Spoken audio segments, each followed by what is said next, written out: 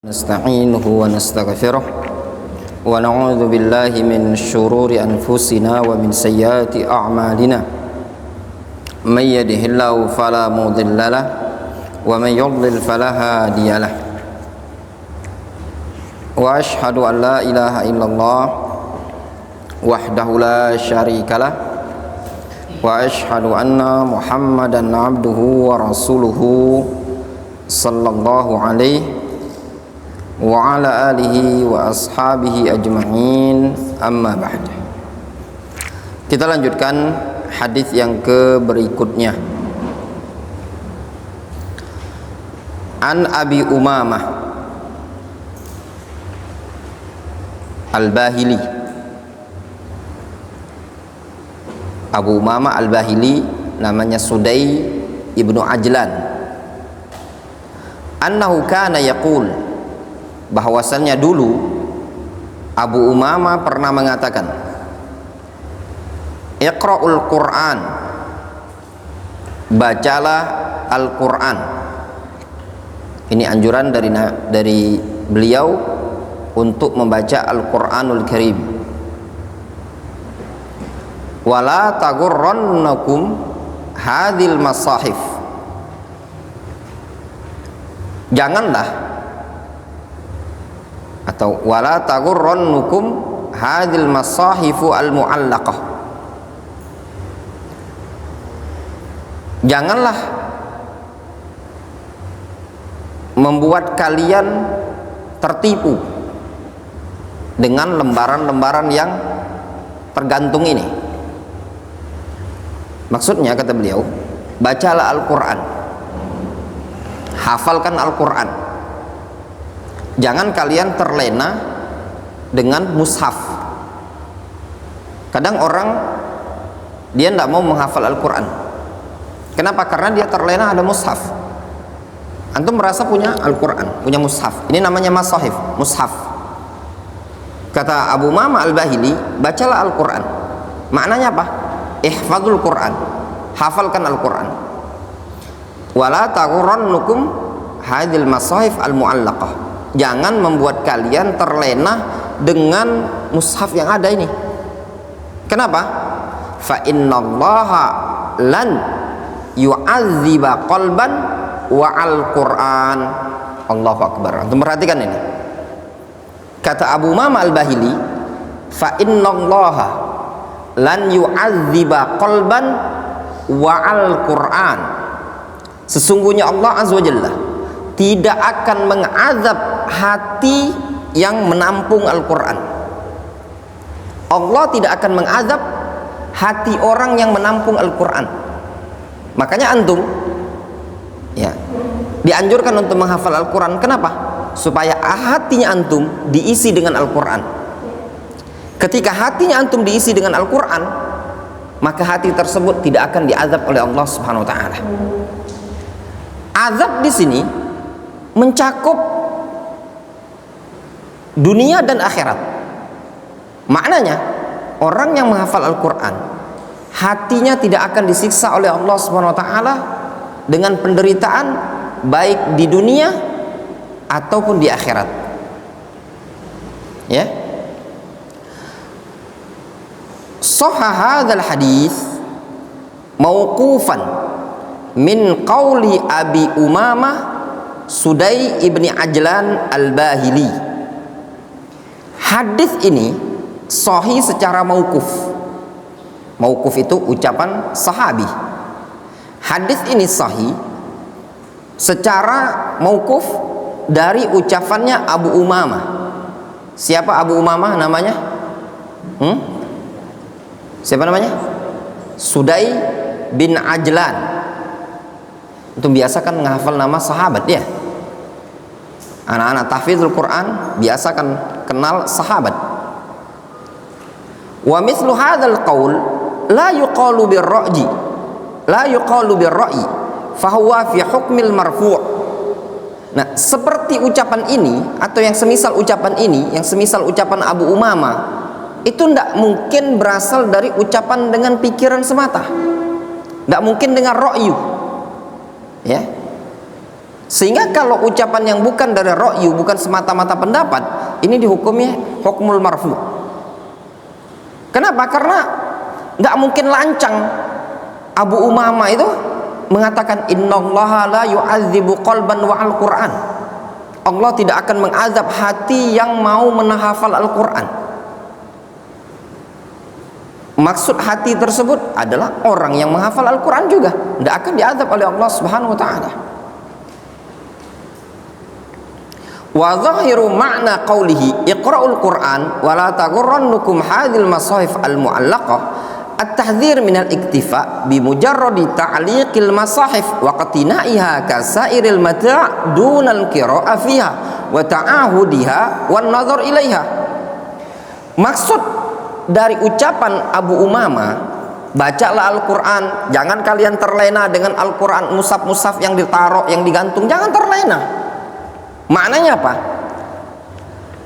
Peringatan dari mencukupkan semata-mata gantungkan Al-Quran, semata-mata meletakkan Al-Quran, dan peringatan dari semata-mata mengkoleksinya.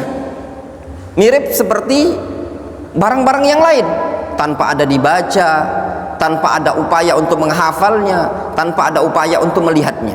Oleh karenanya, ya, mereka para ulama menyebutkan, ya, kalau sampai mushaf ini berdebu, ini lembaran Al-Quran itu berdebu, itu petanda Al-Quran tersebut tidak dibaca.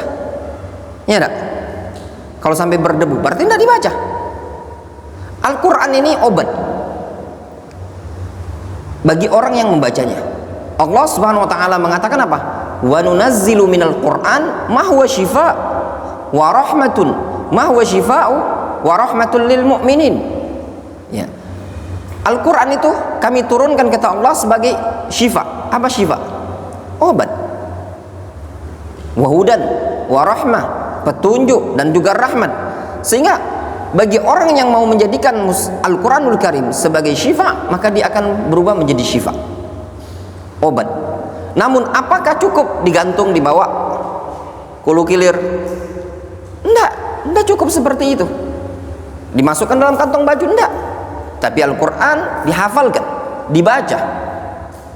Kitab yang disebutkan oleh Allah Subhanahu wa taala yang diberkahi, kitabun anzalnahu ilaika mubarakun liyadabbaru ayatihi waliyatadzakkara ulul albab.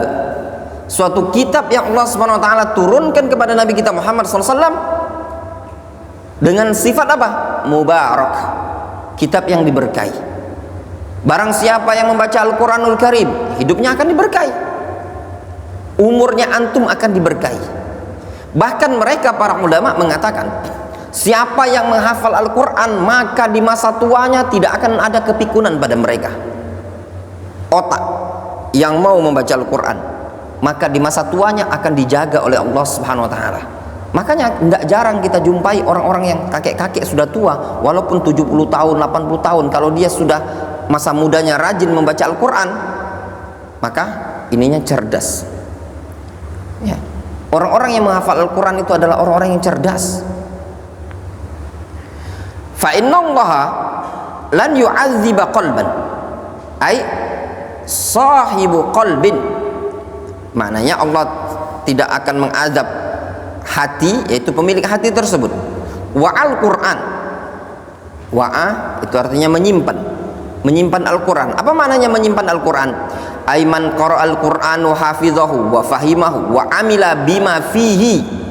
Maknanya orang yang membaca Al-Quran, yang menghafalkan Al-Quran dan memahami Al-Quran dan mengamalkan Al-Quran, fa innallaha la yu'adzibuhu, maka sungguh Allah tidak akan mengazab dia. Ketika antum mau membaca Al-Quran, mau menghafal Al-Quran, mau memahami Al-Quranul Karim, dan mau mengamalkan Al-Quran, puncak dari seseorang membaca Al-Quran adalah mengamalkan isi Al-Quran. Maka bagi santri-santri yang sudah dididik dari awal, antum dididik apa? Dididik untuk membaca Al-Quran dari awal kali. antum belajar dididik apa? Untuk bagaimana cara membaca Al-Quran yang baik dan benar. Makanya programnya Ustadz Syarif apa? 2 bulan ini antum baca Al-Quran dulu, dilancarkan bacaannya. Setelah antum lancar baca Al-Quran, apa program berikutnya? Wa hafidhahu, dia menghafalkan Al-Quran tersebut. Setelah dia hafalkan Al-Quran, wa fahimahu, dia fahami. Dia baca, dia hafalkan, kemudian dia fahami Al-Quran tersebut. Karena tujuan Al-Quran diturunkan oleh Allah Azza wa Jalla liyadabbaru ayatihi. Supaya apa? Supaya orang bisa mentadabburi Al-Quran tersebut. Afala yatadabbaruna Al-Quran? Tidakkah mereka mau mentadabburi Al-Quran? Kalau cuma sekedar dibaca, tidak ditadabburi, orang tidak akan faham maksud dan tujuan Al-Quran tersebut.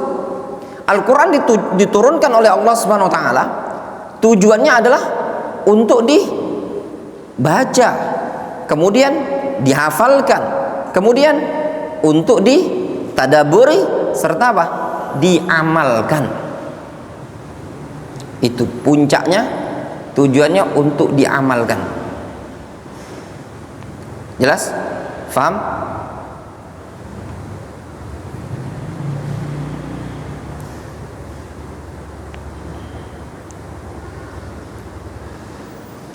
Kemudian amman hafidhu alfadhahu. Lihat di sini ya. Adapun orang yang cuma sekedar menghafalkan lafaz-lafaznya, dia hafalkan. Wa dhayya'a hududahu, dan menyia-nyiakan batasan-batasan Al-Qur'an. Fahuwa ghairu wa'in lahu, berarti ini orang bukan orang yang jaga Al-Qur'an. Jelas? Kalau cuma sekedar menghafalkan, cuma sekedar membaca, tapi tidak mengamalkan, berarti tidak menjaga Al-Quran. Wala yanalu hadzal fadl, maka dia tidak akan meraih keutamaan yang seperti ini. Qala Abu Bakar ibnu Fawraq, berkata Abu Bakar bin Fawraq,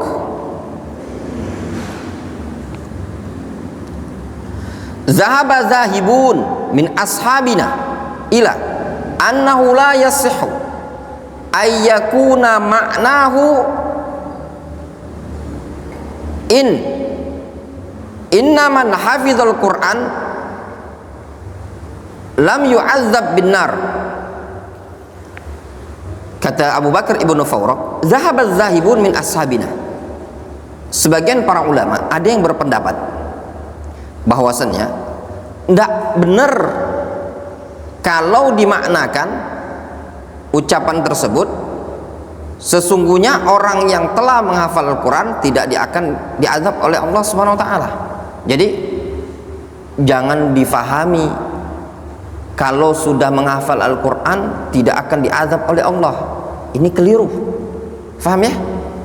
Kurang tepat kalau mengatakan, oh kalau saya sudah menghafal Al-Quran saya tidak akan diazab oleh Allah.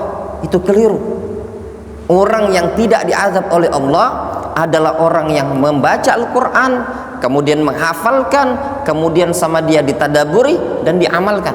Kalau cuma sekedar dia hafal dan tidak diamalkan, misalkan dia hafal ayat tentang larangan mencuri. Apa ayat larangan mencuri dalam Al-Quran? Was-sariqu was-sariqatu faqta'u aydiyahuma jazaa'an bima kasaba nakalam minallah. Pencuri laki-laki dan pencuri perempuan, ya, potonglah kedua tangannya sebagai bentuk balasan dan azab dari Allah Subhanahu wa taala. Apa hukum mencuri?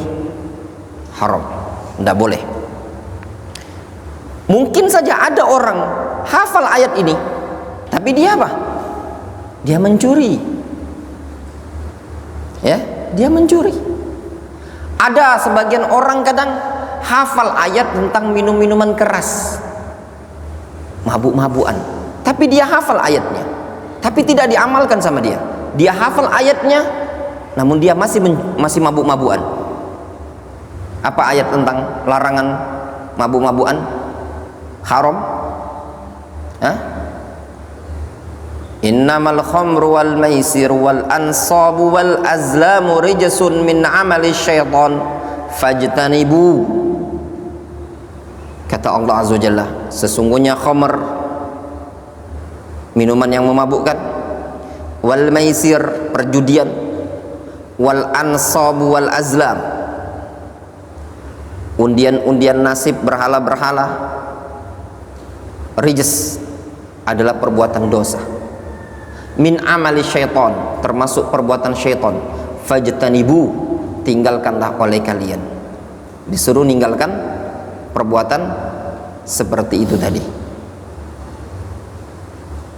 Mungkin saja ada orang hafal Al-Quran, hafal dia ayat ini, tapi dia masih mabuk-mabukan. Mungkin saja dia imam sholat, tapi dia mabuk-mabukan. Berarti dia apa? Dia cuma hafal Al-Quran tapi tidak mengamalkan Al-Quran. Nah, santri tidak seperti itu. Tujuan antum menghafal Al-Quran, antum membacanya, antum mengamalkan, antum terapkan dalam kehidupan sehari-hari. Antum punya orang tua yang orang tuanya masih hidup, kita sama orang tua tidak boleh bentak-bentak, ya benar? Apa dalam Al-Quran tidak boleh bentak orang tua dalam Al-Quran? Apa ayatnya? Ada yang hafal? Gimana ayatnya? Fala taqul lahuma uffin wala tanharhuma wa qul lahuma qawlan karima wahfid lahuma janahadz dzulli minar rahmah wa qur rabbirhamhuma kama rabbayani shaghira. Kata Allah Azza wa Jalla, fala taqul lahuma uff, jangan engkau ucapkan ucapan uff, enggak. Wa qul lahuma qawlan kariman, ucapkan kepada kedua orang tuamu ucapan yang lembut sekali. Ya, dianjurkan untuk mengucapkan ucapan yang lembut, yang santun. Kadang ada orang, dia santri, hafal ayat ini tadi, tapi dia suka bentak orang tuanya, mau minta beliin HP, marah-marah sama ibunya, marah-marah sama bapaknya. Berarti dia tidak mengamalkan Al-Quran. Difahami?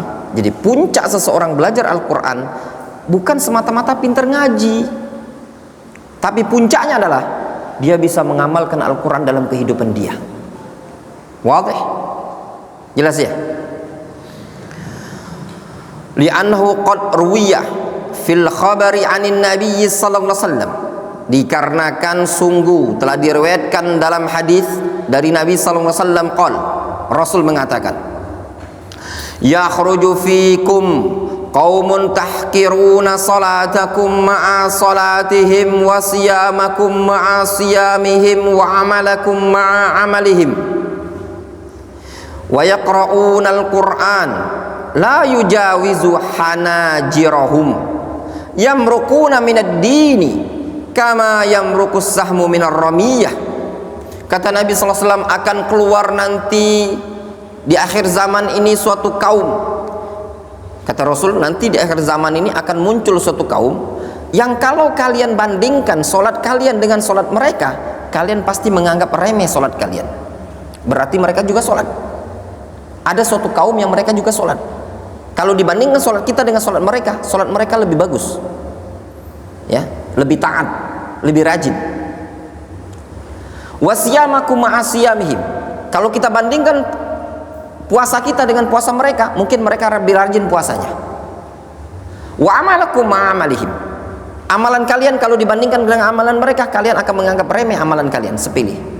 Kayaknya ini orang mantap kali, hari-hari baca Al-Quran, hari-hari puasa, tiap hari sholat, dia sholat duha rajin, qobliyah, rawatib, sholat tahajud, puasa Senin Kamis, puasa Ayamul Bid, rajin dia puasa. Wa yaqra'una al-Quran, dia juga baca Al-Quran. Ada suatu kaum, kata Rasul, yang rajin baca Al-Quran, namun apa? La yujawizu hanajirahum, itu kaum ketika mereka membaca Al-Quran, Al-Quran tersebut tidak terserap di sanubarinya, tidak melebihi kerongkongannya. Berarti apa? Mereka membaca Al-Quran cuma sekedar di lisan, pandai lisannya saja membaca Al-Quran. Mungkin saja dia ustadz, guru ngaji, pandai bacaannya. Kalau dilombakan musabaqatul Quran, dia adalah orang nomor 1 di Indonesia, pandai membacanya. Kadang kita lihat orang-orang awam, kadang lihat, masa ustadz cabul, ya enggak? Masa ustadz korupsi, masa ustadz maling, padahal dia pintar baca Al-Quran. Jawabannya apa? Nabi SAW sudah memberitakan. Kata Nabi SAW, ada suatu kaum nanti yang mereka pandai baca Al-Quran, rajin sholat, rajin puasa, rajin beramal soleh. Namun apa kata Nabi SAW? La yujawizu hanajirahum. Bacaan Al-Qurannya tadi tidak melesat ke kerongkongan, cuman pandai di lisan. Orang yang seperti ini kata Nabi SAW, yamrukuna minad din kama yamrukus sahmu minar ramiyah. Mereka keluar dari anak panah, mereka keluar dari agama ini ibarat anak panah yang melesat menembus hewan buruan. Antum berburu rusa dengan anak panah, tembus. Itu orang ibarat keluar dari agama ini seakan-akan tidak ada bekas agamanya. Fabana annahu arada biqaulihi la yu'adzib qalban wa al-Qur'an idza hafidha hududahu wa amila bimujibihi. Maka nampaklah bahwasannya yang dimaksudkan oleh Abu Umamah Al-Bahili pada pernyataan beliau, sesungguhnya Allah tidak akan mengazab suatu hati yang mau menyimpan Al-Quran, yaitu tatkala hati tersebut mau menjaga batasan-batasan Allah dan mau mengamalkan konsekuensi yang ada dalam Al-Quran. Fal hadaru wal hadaru minat tahawuni bi ahkamil Quran wa ta'addi hududihi wa tarkil amali bima fihi.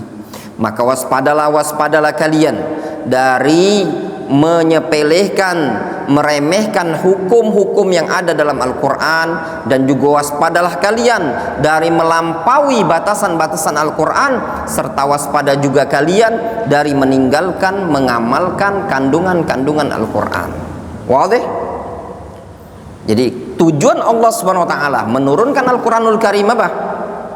Ta'abbud bitilawati, ya, untuk dibaca. Yang kedua, untuk ditadaburi. Yang ketiga, al-amal bima fihi, mengamalkan apa yang ada dalam Al-Quran. Wallahu ta'ala a'lam. Mungkin kita cukupkan sampai di sini. Naktafi bihadzal qadar.